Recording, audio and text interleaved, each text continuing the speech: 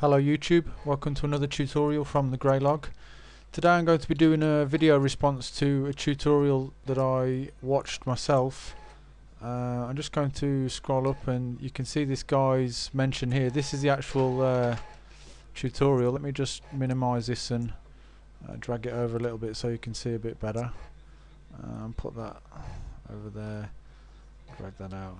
So you can see from this is reeslovedesign.com, and there's a few comments and stuff you can read through. Have a look at that tutorial if you can find it yourself. Just going to maximize that and then minimize it down on the bottom, and I'm going to drag this cam screen somewhere back up there, and this is my response to the tutorial. Okay, that's a bit better. I hope you guys can see everything that's going on there. I just moved this around so you could see the website and stuff. Yeah, this is the design that I made. I'm just going to zoom out a little bit there so you can see. Get into Photoshop, and yeah, this is my attempt at sort of replicating what Reeslove done on the tutorial there. So today I'm going to show you how to create this one, and if you guys enjoy the tutorial, I'll actually go ahead and code all this up in Dreamweaver for you and create the CSS and sort of show you how to slice up the required parts and everything that you need. I'm going to press Ctrl N to create a new document. You have to bear with me as well, guys. I'm relatively new to recording these tutorials, so I have to keep an eye on the file size and everything that we're creating. I've done my document 850 by 750 pixels. I'm just going to click OK. I've got a white background there, and hopefully that'll bring us up a new canvas. I'm going to start with this head section. I've done this in 3 parts here. So I'm just going to create this first part, which is the blue and whitish gradient. You'll have to bear with me as I'm obviously restricted for screen sort of size and area. Okay, I'm going to get the rectangle marquee tool. I'm going to firstly come down to the layers panel, create a new layer, and make sure you've got the marquee tool selected. Select sort of width that you want and height that you want, sorry, and release the left mouse button. You need to select your gradient tool. If you don't see the gradient tool, you should see a paint bucket. If you hold down left mouse button and select the gradient tool, and you can click on the gradient at the top here, and we're going to set the gradient that we like to use. So I'm just going to take this to a white, press OK and OK again, and then making sure this is selected over here. I'm going to use the shift key to restrain the angle of the gradient. It's going to give us a straight line. I think I started, let me just see, I have blue to white, white to blue, so I think, let me just try this. Okay, the other way, and Control Z there. So I started on the bottom here to get the full depth of the blue, then I just dragged it up and beyond a little bit just to reduce the white there. You can see if you go from the marquee line there to that point, it gives you the full white sort of gradient that we created. Sorry about that. So yeah, I'm going to just do that again there and drag that up and beyond a little bit, just so we just get a little bit of white. Then I'm going to create a new layer, and going to make sure we've got the marquee tool selected again.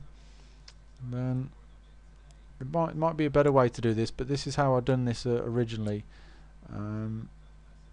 just to sort of get that thin line there, and that's going to fill the white space that you can see between that, between the marquee tool and I went in and selected a sort of darker grey, blue.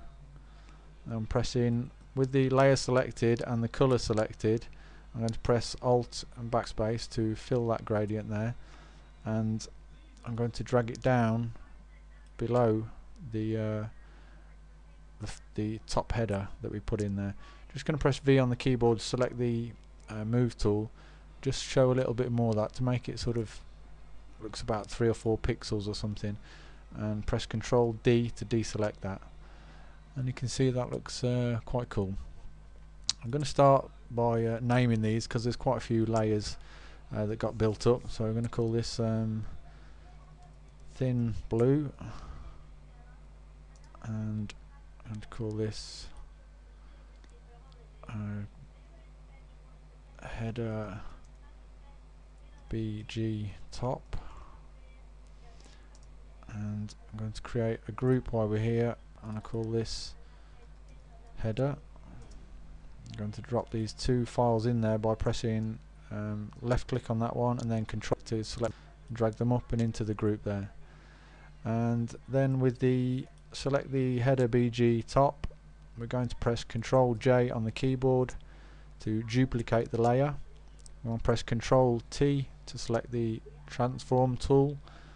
Then I'm going to drag the size of this down a little bit, and then holding Shift I'm going to drag it down and release that about there. I'm just going to use the arrow keys now to close that up, and then press return on the keyboard to accept the changes that we've made, and you can see it should be looking something like that. I think we've got a little bit of a thinner line going on this one, and I think the reverse this gradient as well here, which I might do for this one.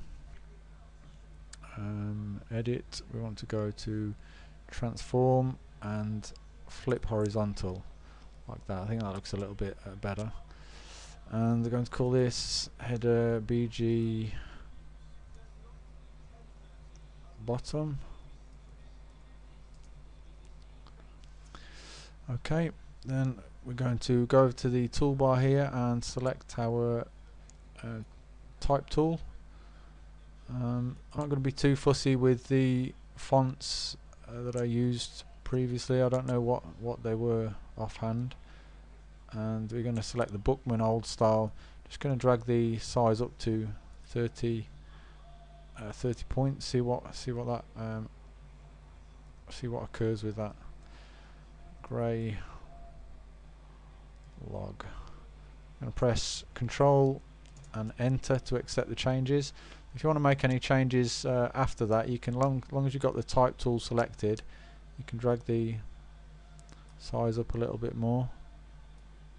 We're not going to be too picky about this for the sake of this tutorial. I'm going to press V on the keyboard and just drag that down across.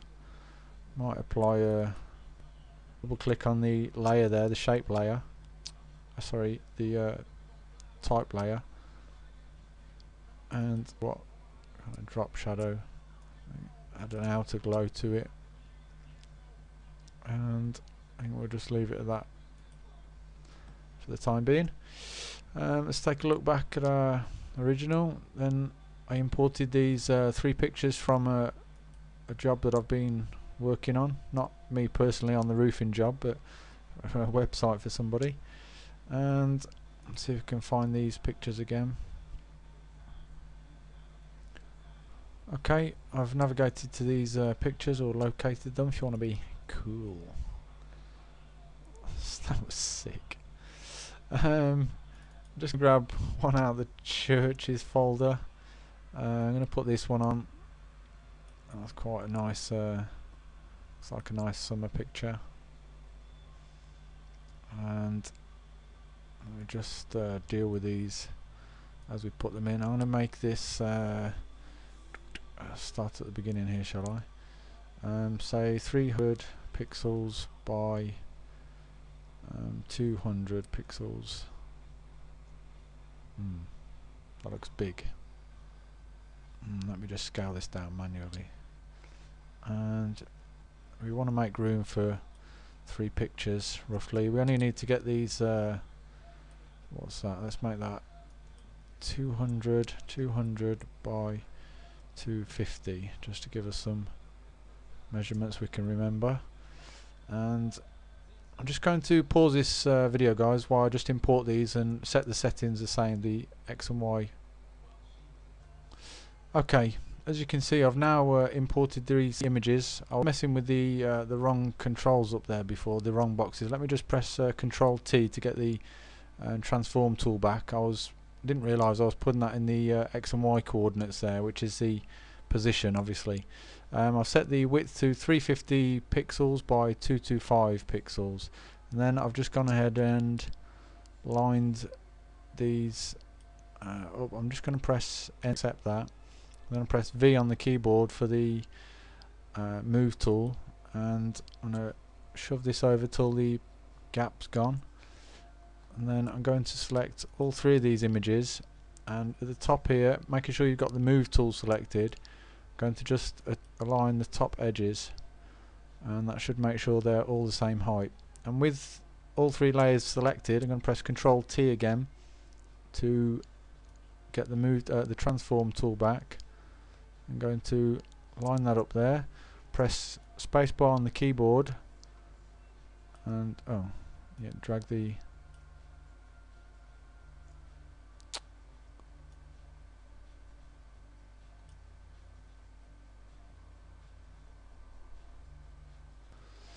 okay, I'll start from this side, shall I? I'm just going to reduce these in length and drag it over because I can't scroll across the screen to get that for some reason, and my machine seems to be running very slow now I'm recording this. Okay, get that. I'm just going to nudge that over a little bit more using the arrow keys, and then drag this in there. Now press enter on the keyboard. Press V on the keyboard with the move tool selected. Just going to push these up to close up that gap. Okay, that looks acceptable. And I'm going to create another group here and call this images. It's a good idea, if you don't already, to keep things tidy as you're going along. You know where you are. Yeah, not like that though. Okay, we've got the header there, and just pull this images folder out there. See, when you drag things up to the top there, you notice that there's one black line, and then you go up a little bit further, kind of dulls, and you need to make sure you're right at the top, otherwise you'll drop it in the next folder. Anyway, okay guys, I'm going to pause the recording here, or stop the recording, and I'll see you in the next video.